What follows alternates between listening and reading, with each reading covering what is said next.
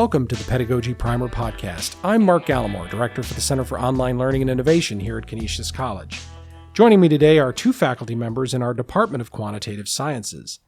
Matthew Gracie is a defense security specialist with 15 years of blue team experience in higher education, manufacturing, financial services, and healthcare. He's currently a senior engineer in a professional services team at Security Onion Solutions, an adjunct professor of cybersecurity in our graduate school here at Canisius College as well.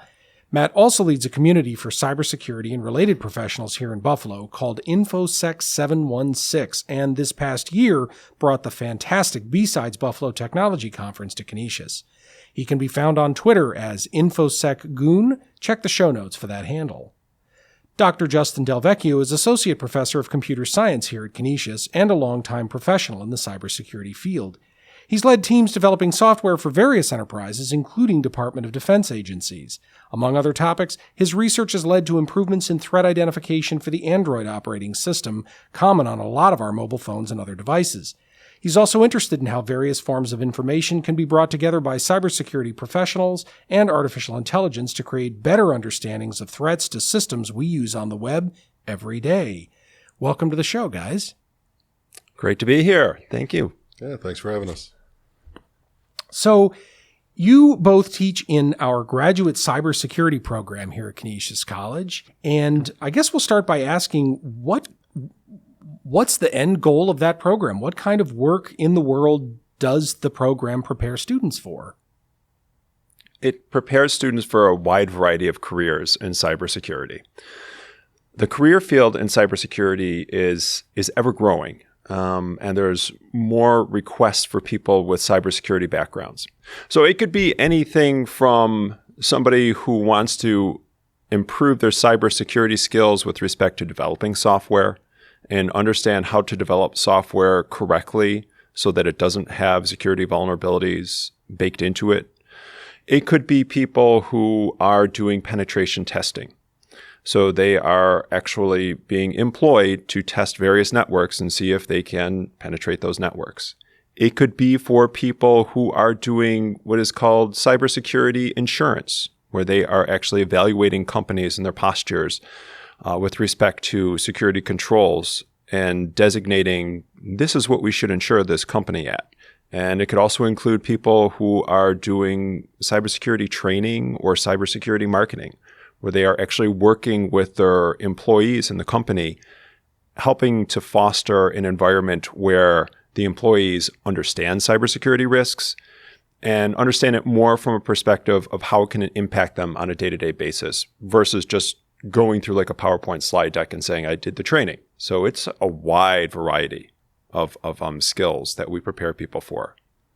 So more than just engineering. A lot more of people than just engineering, yeah. Interested in protecting digital systems and networks. And then, yes. Yeah. Mm-hmm. Yeah. And typically, who are your students who enter the program? We have a mixture of students. It is offered as a 4+1 program. So we have a certain segment of the students who get their undergraduate degree, typically in computer science, and then move on in their final year. They'll take courses in their junior year that are cybersecurity related, but their final year will be a focus on cybersecurity courses.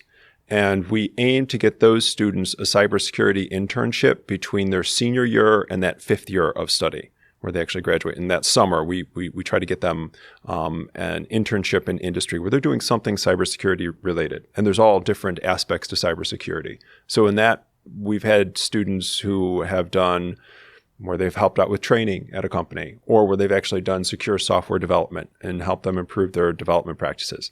The other set of students that we attract are those who have already graduated with a degree. It could be in computer science or information systems, something related to that.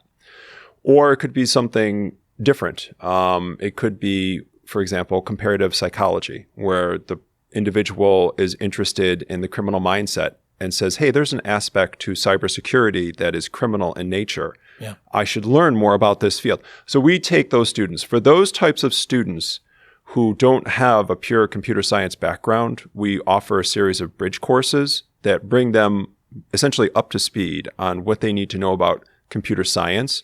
These courses include like the foundations of computer programming, operating systems, database course. Get them familiar with the background of computer science and then bring them into the cybersecurity related courses. These students who have already graduated, some of them are full-time students, though I would say most of them tend to get part-time work in cybersecurity while they're working in the program. They'll do a certain number of hours doing something related to cybersecurity, or they have full-time jobs. Okay. They're already working currently. Most of them are working in fields that are related to cybersecurity or directly related to cybersecurity, and they're just looking to get a master's degree. So there's really a broad range of backgrounds that could enter your program and potentially then become a cybersecurity professional in a variety of different contexts as well. And I remember attending the B-Sides Buffalo conference, speaking to individuals who had degrees in almost any place of a college or a university, the liberal arts, and in mental health counseling, for example, or might be coming from another technical field that's ostensibly unrelated. So that's a great opportunity there. Now, Matt, you have what we refer to as a day job. So in the sense that you do this work full-time off campus and then come to teach students on campus. And how does that having a job outside of academia in real-world circumstances influence your teaching in the program? I think it's very helpful because it lets me keep my lessons and my lectures up to date and in line with how people are actually implementing this stuff in the real world. I know a lot of times a common criticism of these technical programs in higher education is that they're out of date or they're being drafted by academics who haven't done this stuff in the real world, so they tend to be highly theoretical. But I worked for 15 years building defensive security operations in a variety of industries. I've got a lot of real world experience with this. And now I work for a company that makes a network monitoring solution, and I talk to customers all over the world on how they're implementing it, the threats they're seeing, how they're using our software. So the effect on the way I teach it is it allows me to take these lessons and convey them to the students and tell them, once you graduate, these are the things that you're likely to see. These are the challenges that you're likely to face. This is the software that I'm going to teach you how to use because this is what they use in the real world. Yeah. Yeah. So there's some war stories, so to speak, to back up, there are real world implications to what we're discussing in the classroom. And Justin, I know that you have an interest particularly in public policy with regard to cybersecurity, and we've had some conversations about that. How does this manifest in your teaching? Because ostensibly that seems a little. I think a lot of people would make assumptions that your program is some sort of engineering heavy program involving a lot of strictly technical aspects. Yeah. But that public policy dimension is also, I think, worth looking at. So it manifests in two forms. First, for the public policy aspect of this, we are heavily focused on technologies in our program. We bring the students into the lab, we get them in front of computers, we have them work with real malware, we have them do exercises that are basically dry runs for how malware implementers design their software and want to see it execute on a system. Yeah. In one respect, the policy part of it is a course in and of itself, and it's something that we want to develop at Canisius is work on the policy side of the house, because there are requests from people. When we had the B-Sides conference, multiple people brought up to me, it would be great if you had something that was policy oriented. So that could be a podcast in and of itself. But how do I weave that into the narrative of the classes? So this past week, we were dealing with a piece of malware that was called a command and control server. It was called a toehold server or a toehold client that was to be installed on a client system. Before I dove into the technical details of this software, I took a half hour to go over the APT, Advanced Persistent Threat Group, that actually developed it. And I said to the students, you need to understand that all the malware that comes to your doorstep, if you are like the IT person who's in charge of defending the network, isn't developed by a hacker sitting in front of a computer with a hoodie and sunglasses. In fact, nothing could be further from the truth. Many of these developed by nation states, adversaries to the United States, are high-end technical operations and implementations on the scale with how Google or Amazon develop software. So this piece of software that you are looking at today, I explained the advanced persistent threat, their background, and this country had hundreds of engineers working at a single facility, developing thousands of variants of this software, custom tailored and targeted toward different industries. Wow. And it was so sophisticated that they had engineers who developed it, but they also had linguists who understood English and could advise on how to correctly craft the emails that they sent, and also review data that was exfiltrated from other companies and recognize, we should now go to this company and these people in this company and tailor these emails in this specific fashion, because they're going to be much more likely to actually click on the link that we send and include in it. So this whole backstory to it is fascinating, because it's a real problem, and I don't think people really grasp the grandeur of what we're up against as far as malware that's arriving in our inbox and its provenance, where it actually comes from. Yeah, I mean, this sounds like what nation states spend to develop fighter jets. Yes, absolutely, without a doubt. Other really sort of, I think the euphemism is kinetic weapon systems. Yeah. So this is it just shows the level of investment that enters into threats. Yeah.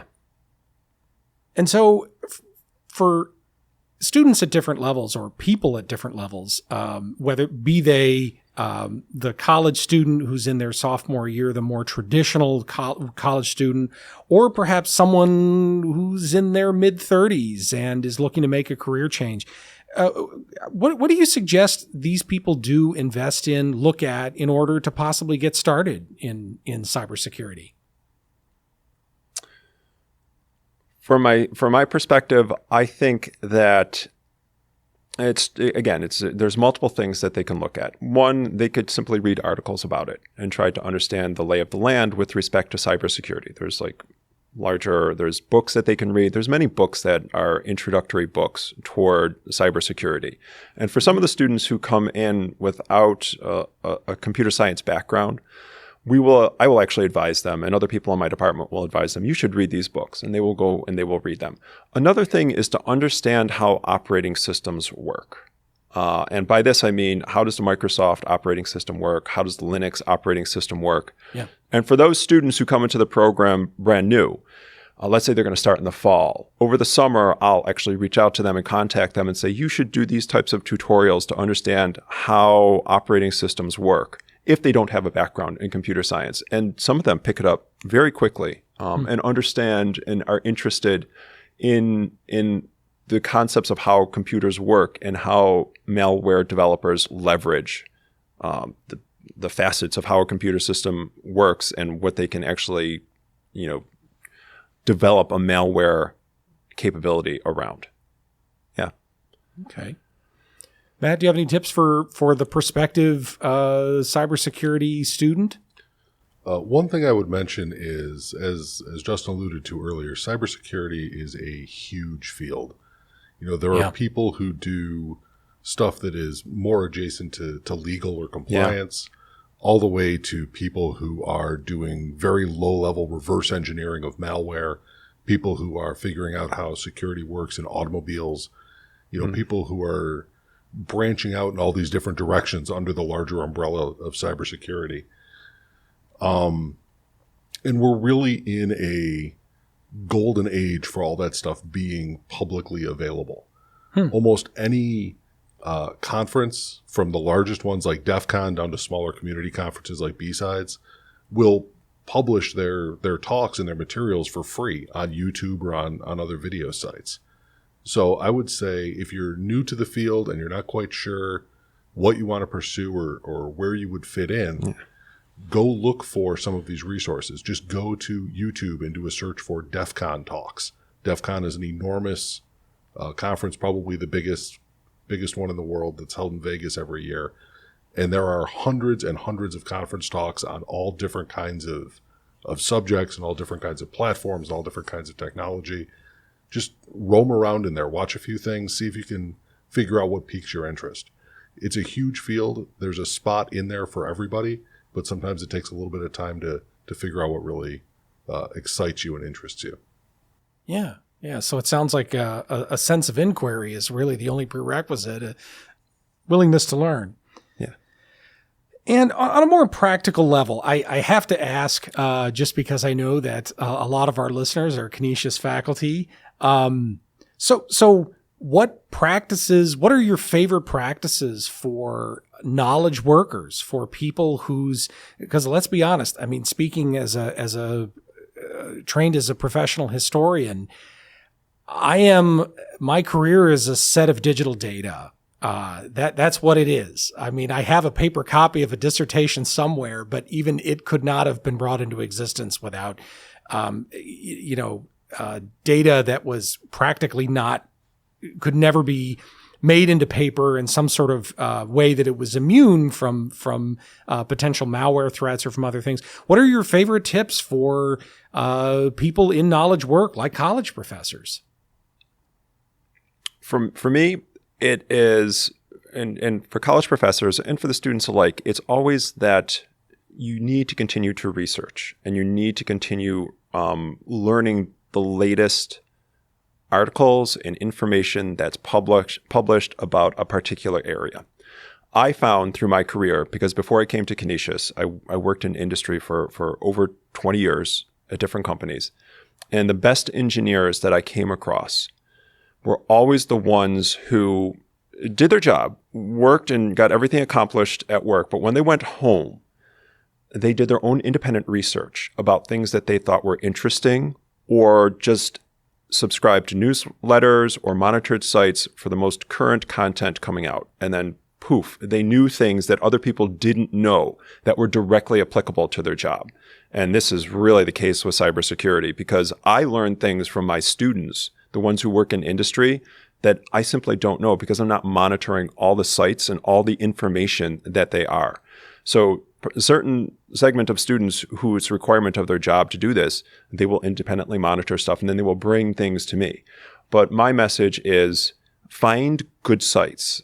Find good sites that have relevant information and content, and just make it a point to read those.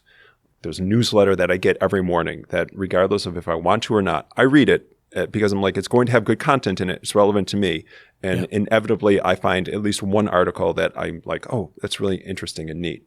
And then I keep a running inventory of papers or articles that I want to read. I never seem to find the time to read them all, but I have a running list in a notebook that says I should read this, this, and this when I find the time. Yeah. So really balance strictly academic sources with industry sources as well. Exactly. To keep an ear towards what's going on out in the world. Any thoughts coming from industry about what are your favorite means and modes to keep up to date in industry, or what do you recommend to fellow employees in an office environment? Well, I'll answer both questions. So for keeping up to date, my favorite tool is Twitter. There's a lot of industry people on Twitter who post projects that they're working on, or they post things that they've discovered or they've run across. And if you're following a lot of those people, you'll get the news, 12 hours, 24 hours before it starts hitting the trade publications and websites and stuff.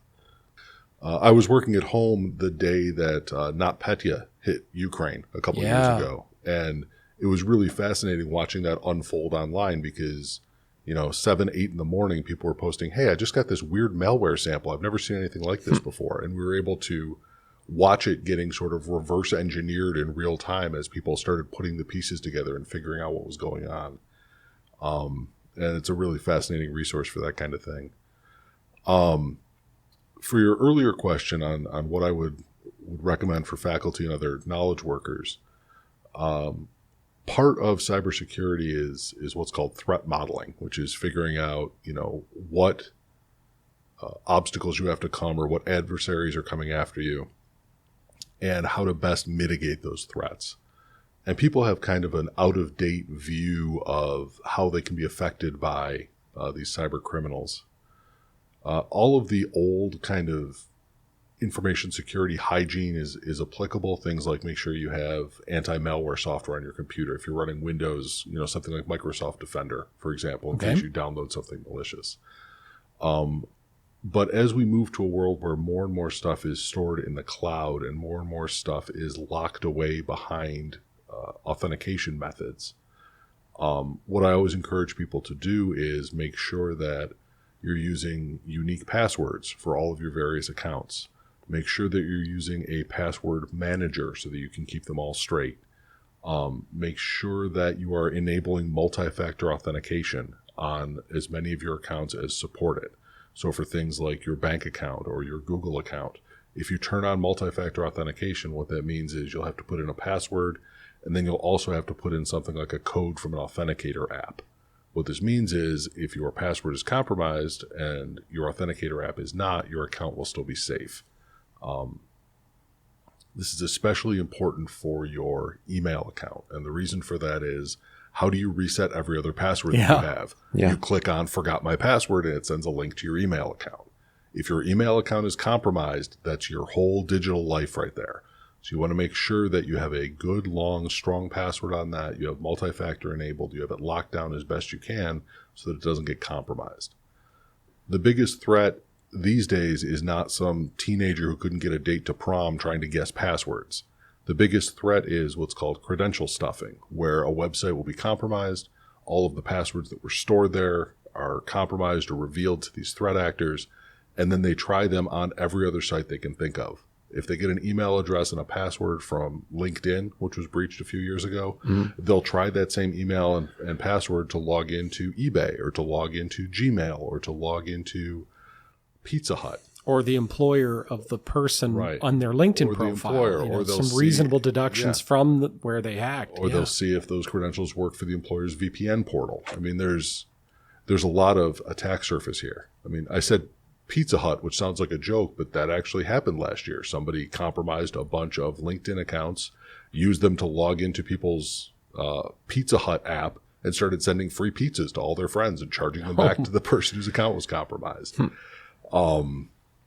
So that's really the best advice that I can give you is, especially if you're a knowledge worker and you're storing your things in something like Google Drive or Dropbox, make sure that you are securing those resources properly. Because, if you're using some easy to guess or some throwaway password that you're using everywhere to secure these crown jewels, you're going to be really upset if they get taken. Absolutely.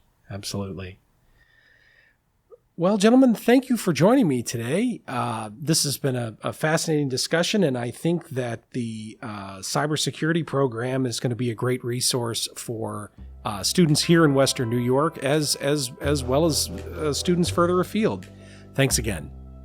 Thank you. Thanks, Mark.